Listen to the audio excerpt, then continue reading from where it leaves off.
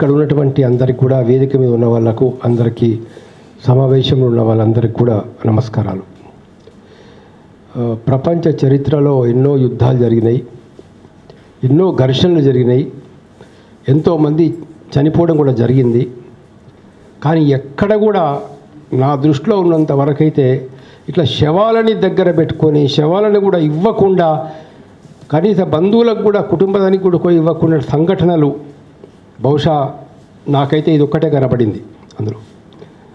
మరి ఇంకొక విషయం ఏంటంటే, ఒకరు చనిపోతే ఇంకొకరు పండగ చేసుకోవడం గర్వకారణం అని చెప్పడం, ఇది ఘన విజయం అని చెప్పడం, అది కూడా చరిత్రలో బహుశా ఎక్కడ మనకు కనబడదు. ఏదో శివాజీ కొడుకు సంభాజీని చంపినప్పుడు ఆయన తలను తీసుకొని కర్రకు పెట్టి ఏదో పండగ చేసుకున్నారు పీష్వాలు అని, అటువంటి తప్పించి ఇంకెక్కడ కూడా అటువంటి సంఘటనలు మనకు సాధారణంగా కనబడవు అందులో. ఇలాంటి ఒక అతి దుర్మార్గమైనటువంటి పని, అత్యంత దుర్మార్గం, అసలు మొత్తం మానవతకే మచ్చ, మానవతకే కలంకం, అంటే శవాల్ని బంధువులకు ఇవ్వకపోవడం అనేటటువంటిది. దీన్ని మేము చాలా ఖండిస్తున్నాము. మరి వీళ్ళందరూ కూడా మేము రామభక్తులమని, రామ మందిరం కట్టించామని, రామాయణాన్ని మేము ఫాలో అవుతామని చెప్పేసి చెప్తా ఉంటారే, మరి వీళ్ళ కనీసం రామాయణం తెలుసా? రామాయణంను ఫాలో చేయాలనే ఆలోచన వీళ్ళకి ఎక్కడైనా ఉన్నదా అని అడుగుతున్నా. దయచేసి ఒకసారి బీజేపీ నాయకులకు, బీజేపీ కార్యకర్తలందరికీ చెప్తా ఉన్నాం మేము. ఒకసారి రామాయణం చదవండి, వాల్మీకి రామాయణం చదవండి, యుద్ధకాండ చదవండి. అక్కడ రావణుడు చనిపోయిన తర్వాత విభీషణుడు అక్కడ ఏడుస్తూ ఉంటే రాముడు వచ్చేసి, ఎందుకయ్యా ఏడుస్తావు? రావణుడు గొప్ప గొప్ప వీరాది వీరుడు, ఎంతో వీరత్వంతో పోరాడాడు ఆయన ఎంతో జ్ఞాని ప్రజ్ఞావంతుడు ఆయన అని చెప్పేసి ఒక పోరాటం అనేది జరిగింది. ఒకసారి చదవండి వాల్మీకి రామాయణంలో.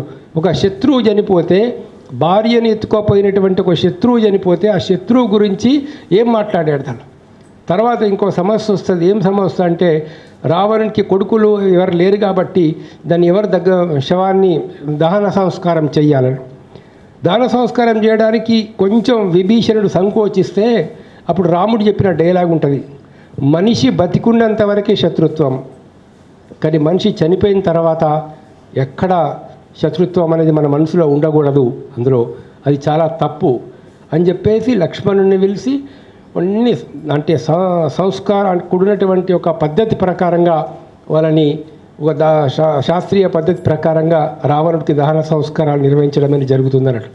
మరి ఏం నేర్చుకున్నారు మీరు? ఏది భారతీయ సంస్కృతి? ఏది భారతీయ నాగరికత? ఏం చెప్తున్నది హిందూ ధర్మం? ఎక్కడైనా హిందూ ధర్మం ఏం చెప్తుంది మీరు ఎక్కడైనా పాటిస్తున్నారా?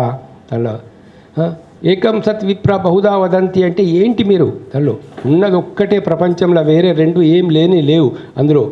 అల్లా అయినా, రాముడైనా, కృష్ణుడైనా, యేసు అయినా, ఎవరైనా ఒకటి అనేటటువంటిది ఈ వేదాలు చెప్తూ ఉంటే మీరు దాన్ని కనీసం ఎప్పుడైనా ఆలోచించారా? దాని యొక్క ఆ యొక్క శ్లోకం యొక్క అర్థమేంటో మీరు అసలు గమనించారా? దాన్ని ఎప్పుడైనా అవగాహన చేసుకునే ప్రయత్నం చేశారా? కాబట్టి ఏతుందో ఇవాళ వీళ్ళు ధర్మానికి, ఇందాక సాంబశివరావు గారు చెప్పినట్లు, అసలు ధర్మాన్ని ఇవాళ కాలదాస్తున్నారంటే ఇక్కడ ఉన్నటువంటి బీజేపీ ప్రభుత్వం, అమిత్ షా గారు, మోడీ గారు. కాబట్టి ఏతుందో దీన్ని మేము తీవ్రంగా ఖండిస్తున్నాము. తర్వాత ఏంటంటే, రాజ్యాంగం ప్రకారంగా ఇలాంటి ఎన్కౌంటర్స్ విషయం లోపల సుప్రీంకోర్టు ఇంతకుముందు చాలా తీర్పులు చెప్పడం జరిగింది. సుప్రీంకోర్టు తీర్పులో చాలా స్పష్టంగా చెప్పారు శవాలను భద్రపరచాలని. తర్వాత ఇంకోటి చెప్పారు, రీపోస్ట్ మార్టం చేయించాలని చెప్పేసి బంధువులు కోరినప్పుడు. తర్వాత ఏతుందో బంధువులకు అప్పచెప్పాలా, చాలా ఉన్నాయి సుప్రీంకోర్టు గైడ్లైన్స్. మరి సుప్రీంకోర్టు గైడ్లైన్స్ ఉన్నప్పుడు మీరు ఇంత దుర్మార్గంగా శవాలని ఎందుకు కాల్చారు? ఒక్కటే ఒక కారణం, శవాలని బంధువులకు ఇస్తే ఆ శవాల మీద ఉన్న గాయాలు కనబడితేనే భయమా? ఆ శవాల పరిస్థితి ఏంటిదో వాళ్ళకి తెలుస్తుందనే భయమా? ఆడపిల్ల ఒంటి మీద ఎన్ని గాయాలు ఉన్నాయో తెలుస్తుందనే భయమా ఆడపిల్లల ఒంటి మీద ఉన్నటువంటిది?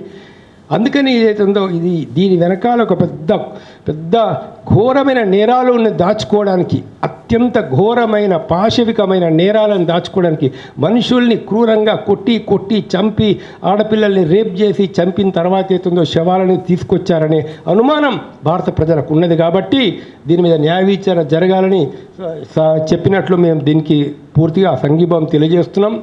మరొక విషయం ఏంటంటే మేము శాంతి చర్చల కమిటీ చాలా స్పష్టంగా వీళ్ళకి చెప్పినాం. మీరు వాళ్ళు అంటే ఇటు మావోయిస్టులు అటు ప్రభుత్వం మీరు ఆయుధాలు వదిలిపెట్టేసి ఆయుధాలు వాడకుండా చర్చలు జరపండి అని చెప్పేసి మేము చెప్తున్నాం. మీరు మొట్టమొదటి ఆయుధాలు వదిలిపెట్టండి అని చెప్పేసి ప్రభుత్వం చెప్తా ఉంది. సాయుధ పోరాటం వదిలిపెట్టండి అని చెప్పేసి ప్రభుత్వం చెప్తా ఉంది. సరెండర్ కానీ చెప్తున్నారు.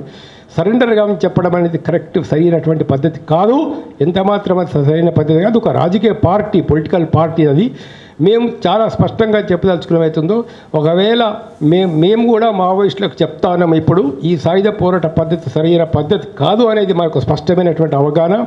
మేము ఆ విషయంలో వాళ్ళతో కూడా మాట్లాడి చర్చించి ఒప్పించడానికి సిద్ధంగా ఉన్నాము. ప్రభుత్వం కనుక మాకు ఒక ప్యాసేజ్ ఒక రకమైనటువంటి అక్కడికి వెళ్ళి వాళ్ళతో మాట్లాడడానికి లేదా వాళ్ళు ఇక్కడికి వచ్చి మాట్లాడడానికి అనువైన పరిస్థితి కనుక కల్పించినట్లయితే వాళ్ళతో మాట్లాడతాం.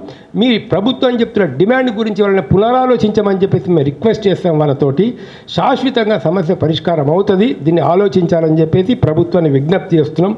ఒక అవకాశం వచ్చింది, దీన్ని ప్రభుత్వం వదులుకోవద్దని కూడా చాలా స్పష్టంగా చెప్తున్నాం. పరిణామాల మట్టుకు చాలా తీవ్రంగా ఉంటాయి. ప్రభుత్వం కనుక సరి అయినటువంటి ఆలోచన చెయ్యకపోతే పరిణామాలు ఎట్లా ఉంటాయో ఎవరు చెప్పలేరు. ధన్యవాదాలు.